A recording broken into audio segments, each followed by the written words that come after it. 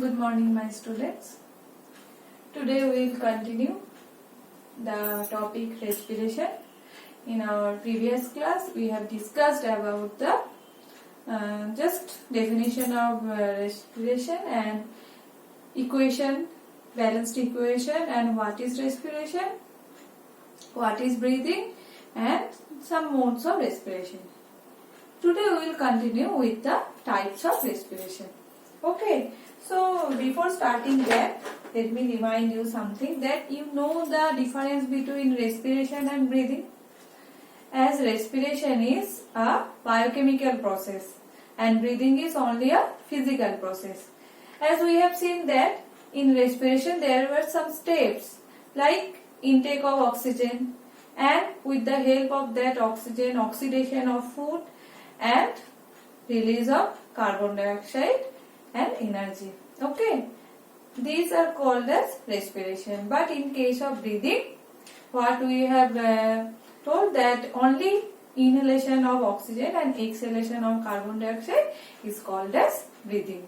Okay, so one difference is breathing is respiration is biochemical process, breathing is physical process. In respiration, oxidation of food occurs. In breathing, it doesn't. For respiration, we need cytoplasm and mitochondria, but in breathing, mitochondria is not required. Okay, so after respiration, we will get some amount of energy, but after breathing, it's not. So there are some difference. So now, what I have been said, that types.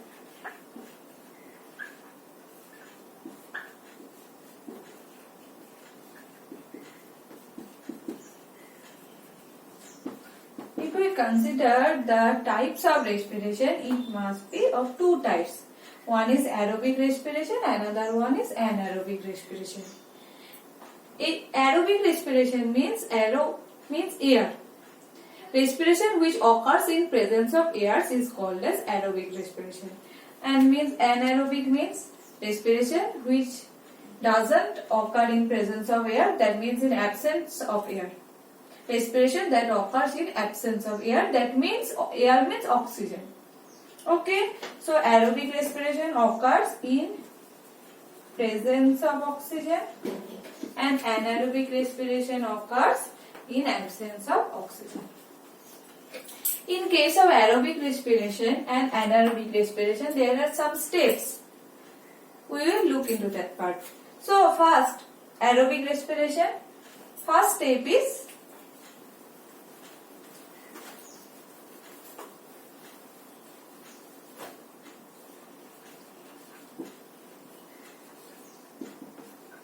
glycolysis. In case of aerobic respiration and both aerobic and anaerobic respiration, glycolysis is a common step. What is glycolysis? As we know that formula of glucose is C6H12O6. Okay, that means 6 molecules of carbon is present. So what is that? That is form of carbohydrate, that is glucose. So in glycolysis, glucose, 6 carbon molecule wala glucose will be converted into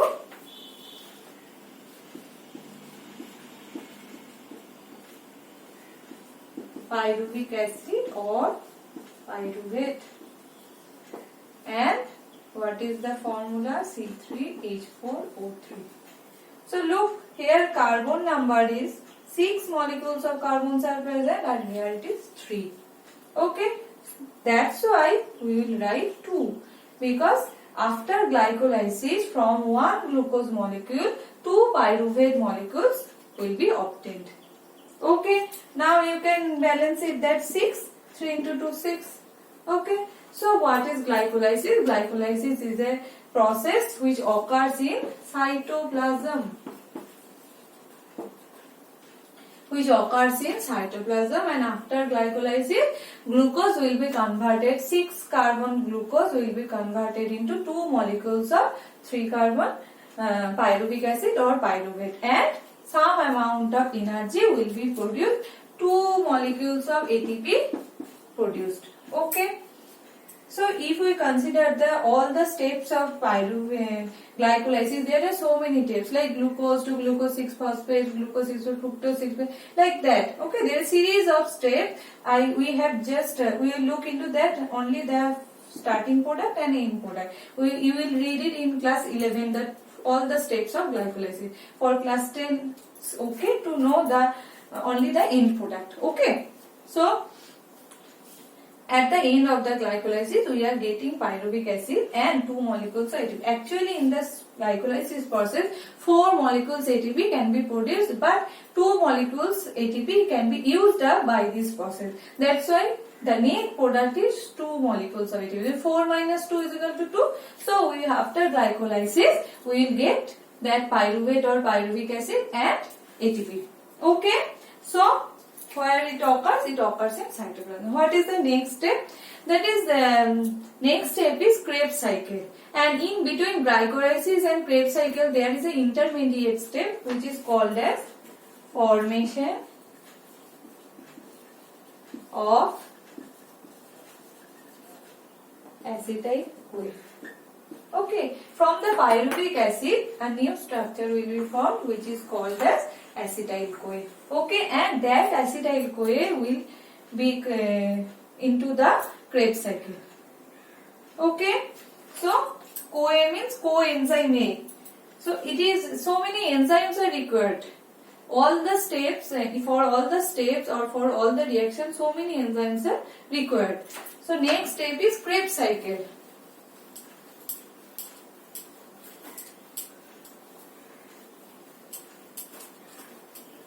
What is the next step? Next step is Krebs cycle. That acetyl-CoA will get into that cycle here, and after that, what will they in that cycle? Some hydrogen carrier molecules will be formed, and this occurs in the matrix of mitochondria. So, matrix of mitochondria.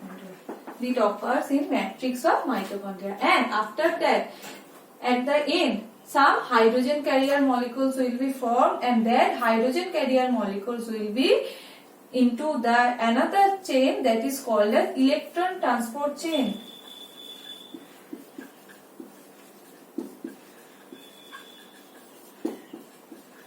Electron transport chain. Okay. So this is that hydrogen carrier molecule will be converted into that electron chain, and huge amount of energy will be produced. Okay. So these are some steps which occur in presence of oxygen, that means in aerobic respiration. So if we conclude that part, that what will happen after aerobic respiration, we can write like that.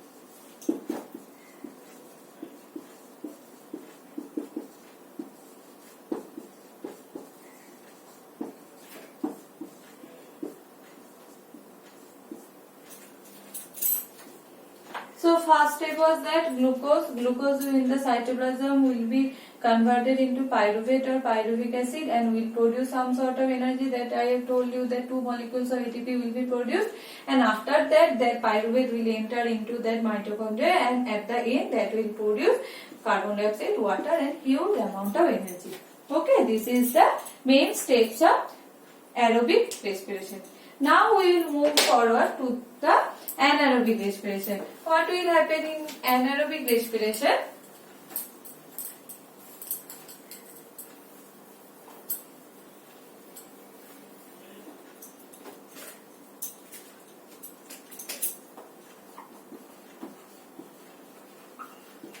Anaerobic respiration can occur in yeast cell and in our body in muscle cell. Okay, so what happens in case of anaerobic respiration? So as we know that glycolysis is the common step for aerobic and anaerobic respiration.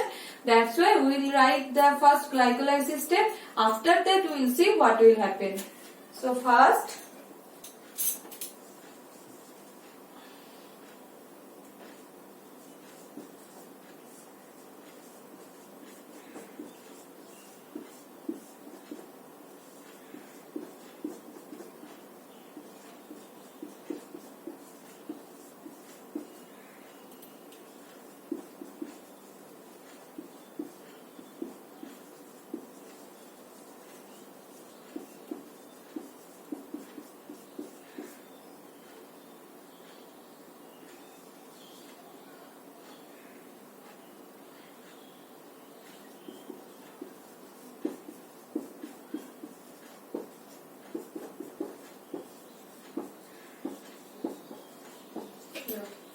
is we first, that is pyruvate.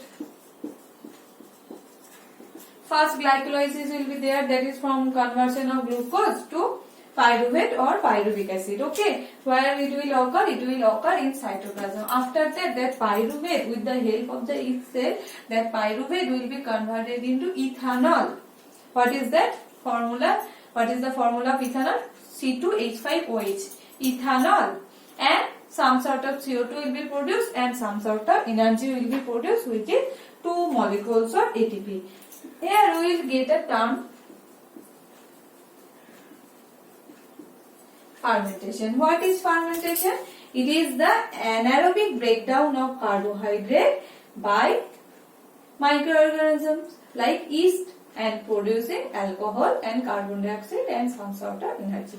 Okay. So yeast will convert that pyruvic acid, which is 3 carbon molecule, 3 carbon will convert it into 2 carbon ethanol.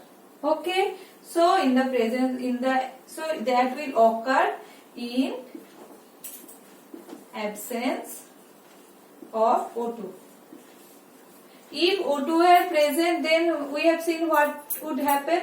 And if oxygen is absent, then in absence of oxygen, first glucose will converted into pyruvic acid, then it will, with the help of the yeast, then that will be converted into ethanol, and some sort of CO2 and some sort of energy will be produced. Okay, and this process is called as, mainly that is anaerobic breakdown of glucose is called as fermentation, and it is very helpful. It is used in brewing industry, baking industry, for making yogurt, vinegar, etc.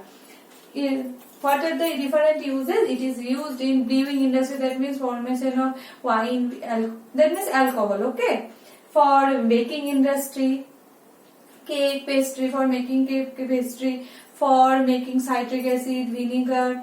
Okay, these are the different uses of it. So look, at the end of that product, carbon dioxide is produced. So whenever we are making bread, we can see some holes, because that with whenever it is their anaerobic respiration was occurring, that time carbon dioxide has been produced. So carbon dioxide will come out, because it is a gas, and for that reason some small holes are present in the plate. Okay. So next, in muscle, what will happen? We will see.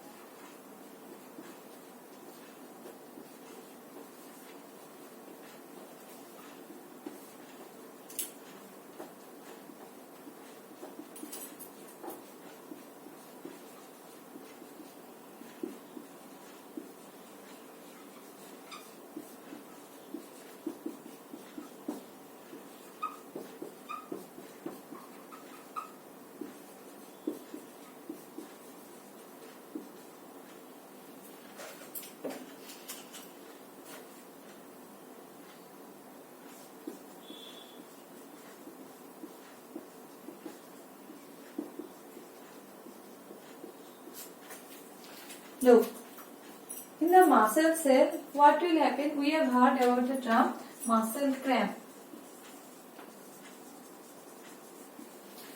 What is muscle cramp? That is a build up of, what is that? That is lactic acid. What is the carbon number?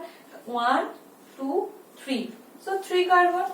So build up of lactic acid in muscle cells due to prolonged or vigorous activity, which will causes fatigue and muscles, which results in muscle cramp. Okay, so if we continuously, if we are doing something, that means in some sports, if it is 600 meter run or more than that, after some times what we will face that we can't move. Why? And after finishing, or sometimes it may happen after finishing, we can't move our legs and muscles are not working properly. Why? Because due to this is muscle cramp. What happens whenever we are doing vigorous exercise or vigorous movement, after that our body feels shortage of oxygen. Okay, because constantly we are using up that oxygen. So due to that lack of oxygen, that pyruvate will convert into a substance which is called as lactic acid. And lactic acid can't be removed without oxygen. For removing lactic acid, oxygen is required. But oxygen is not present that time in our body, so that lactic acid start to store in the muscles, and which causes a condition which is called as muscle cramp. So I am repeating, build up of lactic acid in muscle due to vigorous activity, which causes a fatigue and results in muscle cramp. Okay, so what will happen? So both are absence of O2. First, from glucose to pyruvate will form. From pyruvate in the cytoplasm, 3 carbon lactic acid will form and some sort of energy will be formed. Okay, and this condition, the accumulation of lactic acid in muscle, which results in muscle cramp. Clear? I hope you have got it. So these are the main 2 conditions of respiration, that means aerobic respiration and anaerobic respiration, and under the anaerobic respiration we have seen what will happen in yeast cell and what will happen in muscle cell. Okay, so in your book there is a flow chart, you have to practice it. That is, if questions may come like that, what is the fate of glucose in presence of oxygen, or what is the fate of glucose in absence of oxygen? So in that time you have to write that flow chart and you have to explain also. Don't write only that flow chart, you need to explain it also. Okay, so next part is that human respiration. Okay, so now we have to know what are the different respiratory organs. So before that we will know something.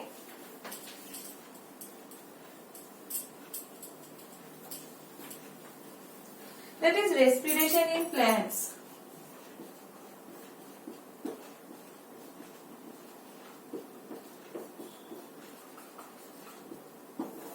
How respiration occurs in case of plants. For respiration in case of plants, there are some structures which is called as stomata, lenticel and root hairs. With the help of that structures, plant can respire. What is stomata? You know that stomata is a small pore which is present on the leaves and which is guarded by guard cell. Okay, and in the bark small pores are present which is called as lenticel, and small root hairs also helps in respiration. What happens during the day? During the daytime, what happens? Photosynthesis occurs. That time carbon dioxide is used and O2 is released. Okay, O2 is released. In that time carbon dioxide is used up and oxygen is released. But in the night time, what happens? O2 is used up and CO2 is released. So that means in the daytime what happens? Rate of photosynthesis is greater than rate of breathing. Sorry, rate of respiration. Rate of respiration. Okay, but at night, what happens?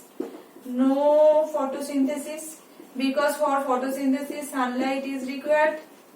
So at the night only respiration. So at the night in plants respiration can occur, and we have seen with the by which structures release of oxygen and carbon dioxide may take place. Okay, so you know that the respiration and photosynthesis is interlinked. That means in case of respiration, photosynthesis, we are using carbon dioxide and releasing glucose, and in case of respiration, we are using that glucose and releasing carbon dioxide. Okay, so the one is productive and one is destructive. That means if we consider that we call it catabolic and anabolic process. Okay, so photosynthesis is anabolic process, that means productive, and respiration is catabolic process, that means we will breaking down something. Okay, so we like that we can make so many difference in between photosynthesis and respiration. So I am giving you. So please try to write the two differences. That is, what are the difference between breathing and respiration, and what are the difference between photosynthesis and respiration. Okay.